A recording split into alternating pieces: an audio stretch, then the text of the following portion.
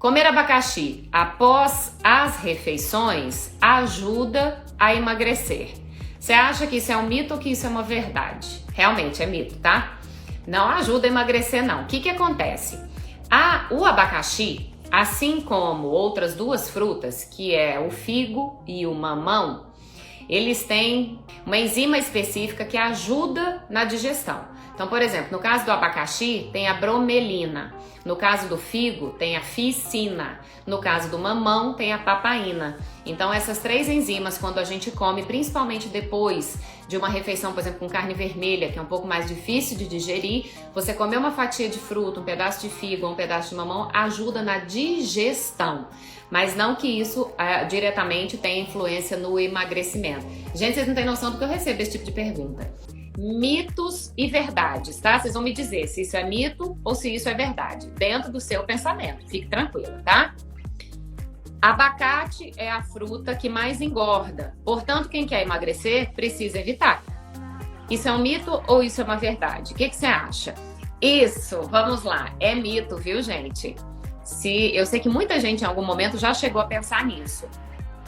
Se a gente for pensar assim, né, como eu sempre falo para vocês, não existe nenhum alimento que por ele próprio, né, que por si só, tenha o poder de te engordar ou de te emagrecer. Tudo depende da quantidade que a gente come. Essa é a matemática do emagrecimento. Agora, falando em qualidade do abacate, é um excelente alimento. Maravilhoso, repleto de vitaminas, minerais e gordura boa. É uma gordura anti-inflamatória, então não tem que ter medo. Trabalha ali a gordura do abacate, influencia na saúde do nosso colesterol, baixando o colesterol que inflama mais, que é o LDL. Ela baixa esse colesterol LDL, ajuda, né, na baixa ou manutenção, para que você... Isso, depende da quantidade. Então, abacate é maravilhoso. Aí eu já pego o gancho logo das outras frutas com vocês. Nutri, eu quero emagrecer, eu posso comer fruta? Deve, não só pode. Você deve comer frutas. Fruta dá saciedade, fruta é rica em vitamina, rica em mineral. Fruta sempre vai ser um excelente amigo, pensando em alimentação, pensando em emagrecimento. Nutri, sou diabética, posso comer fruta? Deve. Muito melhor uma fruta do que você comer um alimento feito com uma gordura refinada, com uma farinha refinada, né? Então, fique tranquila. Leite e derivados são ruins para quem tem fibromialgia? Fibromialgia é um tipo de doença autoimune. Gente, vocês sabem o que é doença autoimune? Lá dentro do nosso organismo, nós temos o nosso sistema imune, que são os nossos soldados de defesa, que defendem o nosso corpo, o nosso organismo, né, de ataques inimigos. Porém, existe uma condição na vida de algumas pessoas, dentro do corpo de algumas pessoas, no organismo de algumas pessoas, que esse sistema imune, ele se confunde. E aí ele passa a querer combater um soldado amigo. Então, vamos imaginar, vamos trazer isso, por exemplo, vamos trazer para a tireoide. Vamos imaginar que todo mundo tem a glândulazinha da tireoide bem aqui, ó, ela tem o formato de borboletinha. Então, nós temos aqui a glândula tireoide. Todo mundo tem, ok, beleza, né? Nascemos com ela. Em determinado momento, de repente, um dia, o sistema imune, ele acorda confuso, ele acorda meio doidão. Aí, ao invés dele proteger essa tireoide, ele começa a atacar essa tireoide. O sistema imune, ele fica confuso. E aí, ele começa a combater coisas que são boas dentro do nosso corpo. Isso é um resumo de uma doença autoimune. Isso pode fazer, por exemplo, como existe lúpus, fibromialgia, que mais? Vamos lá, deixa eu ir lembrando porque são várias. Hashimoto, a síndrome de Sjögren, nós temos artrite reumatoide, nós temos, deixa eu ver o que mais. Nossa, tem várias, são muitas. Então, são doenças onde o nosso sistema imune combate algo que ele não deveria estar combatendo, que é o próprio órgão interno. Ele deveria estar preservando, mas ele vai lá e combate achando que é um agente inimigo. Então, tem alguns alimentos que influenciam para que isso fique pior. Para quem tem doença autoimune, alimentos que tenham glúten e lactose na composição, eles são muito mais inflamatórios. Para uma pessoa que não tem doença autoimune e não tem nenhum problema com glúten e lactose, gente, nada, não tem que tirar não. Come normal, vida que segue. Agora, uma pessoa que tem doença autoimune, no caso, por exemplo, da fibromialgia, tem que reduzir sim o consumo de leite e derivados aí, de alimentos que tenham lactose na composição e de glúten também. Por quê? Porque isso acaba hiperestimulando o sistema imune. Se eu já tenho esse sistema imune que tá doidão lá, se confundindo, se eu ainda tô mandando estímulo para ele, ele vai ficar mais doidão ainda. Então a gente tem que fazer o quê? Com que esse sistema imune se acalme, que ele fique mais tranquilo. E a alimentação, gente, ajuda demais nisso. A alimentação, ela faz com que o seu corpo responda de maneira diferente. E associado à alimentação, a gente tem que cuidar das emoções. Doenças autoimunes estão muito associadas à questão emocional.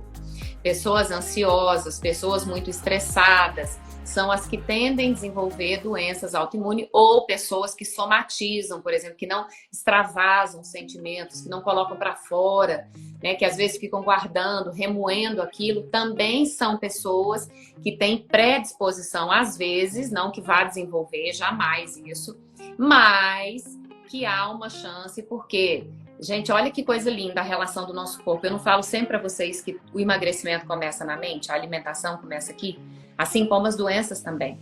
Então, se tudo começa na nossa mente e responde para o restante do nosso corpo, claro que isso vai influenciar também no surgimento das doenças. Começa a cuidar das suas emoções, procura se acalmar, né? Alguma coisa que te faça colocar essas emoções para fora, né? Por exemplo, para mim, o exercício físico tem um poder muito terapêutico. De eu estar conectada comigo, de eu estar tirando tudo de dentro de mim, aquilo que eu não quero que fique ali comigo. Então, assim, encontrar um escape que não seja a comida, mas que te promova o prazer e esse alívio que você precisa para ajudar também no controle, na remissão dessa doença autoimune. Expliquei direitinho, vocês conseguiram entender essa questão da doença autoimune? Fui clara. Qual a diferença entre o Hashimoto e o hipotireoidismo? Basicamente, dentro da fisiologia é a mesma coisa, tá? Assim, o sintoma é o mesmo, o tratamento é o mesmo, mas tireoidite de Hashimoto, ela surge ao longo da vida por essa questão de ser uma doença autoimune, muito associada a emoções e alimentação, viu? Muito associada. Então, o Hashimoto, ele faz com que a pessoa desenvolva um hipotireoidismo em razão desse ataque na glândula aqui da tireoide, isso desregula e a pessoa passa a desenvolver por uma doença autoimune. Claro que além da medicação, a gente tem que ter cuidado com as emoções, por se tratar de uma doença autoimune. Agora, quem tem hipotireoidismo, o que a gente chama de clássico, é aquele que a pessoa ou ela nasce com ele, ou com o passar dos anos ela desenvolve, mas não associada a uma questão de doença autoimune do sistema imune, mas sim de disfunção, ou seja, lá na nossa cabeça existe uma glândulazinha. Eu não sei se vocês sabem que a questão dos hormônios é assim, gente, um hormônio, ele é secretado aqui, aí ele como se ele viesse para cá, daqui ele estimula outro, daqui ele estimula outro, daqui ele estimula outro. É uma cascatinha, os hormônios. Um vai estimulando o outro. E com a tireoide não é diferente. Começa aqui na nossa cabeça, lá na glândula, na hipófise. Então, se existe algum problema na secreção do hormônio lá na hipófise, vai atrapalhar aqui na tireoide. Então, isso é o hipotireoidismo. É uma disfunção, um funcionamento inadequado da glândula tireoide em função da baixa secreção ou da alta secreção, depende de qual hormônio que a gente está falando, e desenvolve esse hipotireoidismo. Sintomas de hipotireoidismo: pele ressecada, queda de cabelo, unha fraca, fadiga, letargia, cansaço, né? O ganho de peso acaba influenciando da hipófise. Nós temos as glândulas que vão fazendo um efeito cascata, mas tudo acaba refletindo aqui, ó, na tireoide, né, na nossa glândula, porque existe um comando que começa na cabeça que manda a tireoide converter hormônios. Então, se essa comunicação não tá boa, a pessoa desenvolve o hipotireoidismo. O tratamento é o mesmo, mas a gente tem que ter cuidado das emoções e alimentação, tá? Um beijo, até mais tarde, tá bom? Um beijo, que Deus abençoe, um excelente restante de dia. E a gente vai se falando e a gente se encontra mais tarde. Um beijo.